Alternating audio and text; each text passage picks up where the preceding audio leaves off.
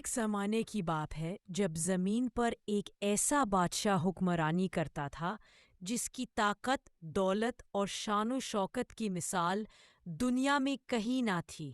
اس کا نام شہنشاہ تیمور الکمال تھا، جس کا محل آسمان سے باتیں کرتا تھا اور جس کے تاج کی چمک سورج کو ماند کر دیتی تھی۔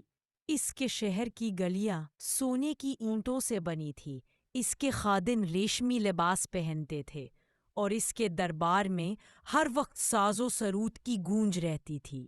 مگر اس چمک دمک کے پیچھے ایک ایسا دل تھا جو غرور اور تکبر کے اندھیرے میں ڈوبا ہوا تھا۔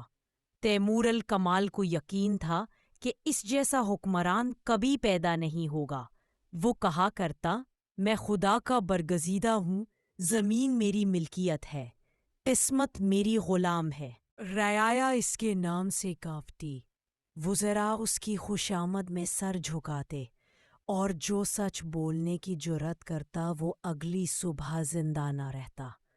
ایک دن ایک بوڑھا فقیر دربار میں آیا، چہرے پر وقت کی جھریاں مگر آنکھوں میں ایمان کی چمک، ہاتھ میں لکڑی کی چھڑی اور زبان پر اللہ کا ذکر۔ فقیر نے کہا، اے بادشاہ، تیری طاقت تیرے ایمان سے نہیں بلکہ تیری آزمائش سے ہے۔ غرور وہ زہر ہے جو تخت کو مٹی بنا دیتا ہے۔ تیمور قہقہہ لگا کر ہنسا اور بولا، فقیر، تم بھوک میں خدا کو یاد کرتے ہو، میں طاقت میں خود خدا بن گیا ہوں، تمہارے لفظ میرے کانوں کے لیے بوجھ ہے۔ فقیر نے خاموشی سے آسمان کی طرف دیکھا اور بولا، جب غرور آسمان کو چھو لے تو زمین اسے نگل لیتی ہے۔ یاد رکھنا، گناہوں کے محل ہمیشہ طوفان کی زد میں ہوتے ہیں۔ بادشاہ نے غصے سے کہا، اس کو دربار سے نکالو، یہ میری سلطنت کے خلاف زبان کھولتا ہے۔ فقیر جاتے ہوئے بس یہی بولا، بادشاہ سلامت، جب تمہاری ہنسی زمین پر گرے گی تو تمہیں پتہ چلے گا کہ کون اصل بادشاہ ہے۔ وقت گزرتا گیا، بادشاہ کا غرور اور بڑھتا گیا۔ اس نے خدا کو بھلا دیا، اپنی رعایا کو مظلوم بنا دیا اور خود کو نجات دہندہ سمجھنے لگا۔ ایک دن اس نے شہر کے غریبوں کا اناج ضبط کر لیا تاکہ اپنے محل کی دعوت میں مزید چمک لائے۔ لوگ بھوک سے بلکتے رہے مگر بادشاہ کے کانوں تک ان کی چیخیں نہ پہنچی۔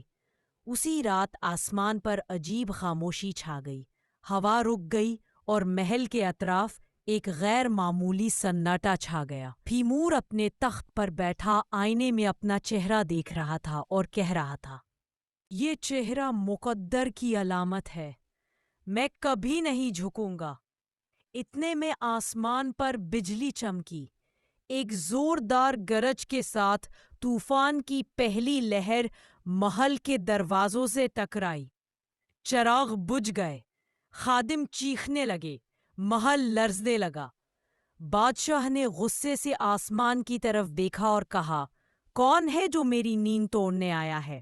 مگر اگلے ہی لمحے آسمان سے آگ کے شعلے برسے، بجلی محل کے گنبد پر گری، دیواریں ہل گئیں، پانی اور آگ نے ایک ساتھ محل کو گھیر لیا۔ تیمور بھاگا مگر ہر راہ بند تھی، خزانے کا دروازہ بند، محافظ غائب، صرف طوفان کی چیخ باقی تھی۔ اس نے چیختے ہوئے کہا، میرے خزانوں کو بچاؤ، میرے تاج کو سنبھالو، یہ سب میری زندگی کا حاصل ہے۔ مگر اس لمحے آواز آئی، اب تمہارا غرور تمہارا بوجھ بن گیا ہے۔ وہ گھبرا کر پلٹا، دیکھا تو دروازے پر وہی فقیر کھڑا تھا، چہرے پر سکون، آنکھوں میں روشنی۔ تیمور روتے ہوئے زمین پر گر گیا اور بولا، مجھے معاف کر دو، میں اندھا تھا، مجھے اب سب کچھ دکھائی دے رہا ہے۔ فقیر نے آسمان کی طرف دیکھا اور بولا، غرور کے محل میں گناہ کا طوفان ہمیشہ آتا ہے، مگر نجات صرف عاجزی سے ملتی ہے۔ بادشاہ نے روتے ہوئے اپنے ہاتھ آسمان کی طرف اٹھائے، اے رب، میں اب کچھ نہیں مانگتا سوائے تیری معافی کے۔ بارش تھم گئی، بادل چھٹ گئے، مگر محل راکھ بن چکا تھا۔ صبح جب سورج نکلا تو سلطنت کے لوگ محل کے ملبے کے پاس پہنچے۔ انہوں نے دیکھا کہ بادشاہ کے ہاتھ مٹی میں تھے اور لبوں پر ایک مسکراہٹ، گویا سکون آخر کار اس کے دل میں اتر آیا تھا۔ وہ دن تاریخ بن گیا اور اس مٹی پر بعد میں ایک مسجد بنی جس پر لکھا گیا، یہاں وہ بادشاہ دفن ہے جس نے سونا کھو کر سکون پایا۔ اور اس دن سے لوگ کہتے ہیں غرور کے محل جتنے اونچے ہو ان کا انجام اتنا ہی گہرا ہوتا ہے، کیونکہ خدا تکبر سے نفرت کرتا ہے اور عاجزی سے محبت۔ اس کہانی سے ہمیں یہ سبق ملتا ہے کہ طاقت انسان کو بڑا نہیں بناتی بلکہ عاجزی اسے رب کے قریب کرتی ہے۔ غرور انسان کو اونچا نہیں بلکہ اندھا کر دیتا ہے، اور جب رب چاہے تو ایک لمحہ کافی ہوتا ہے تخت کو خاک میں بدلنے کے لیے۔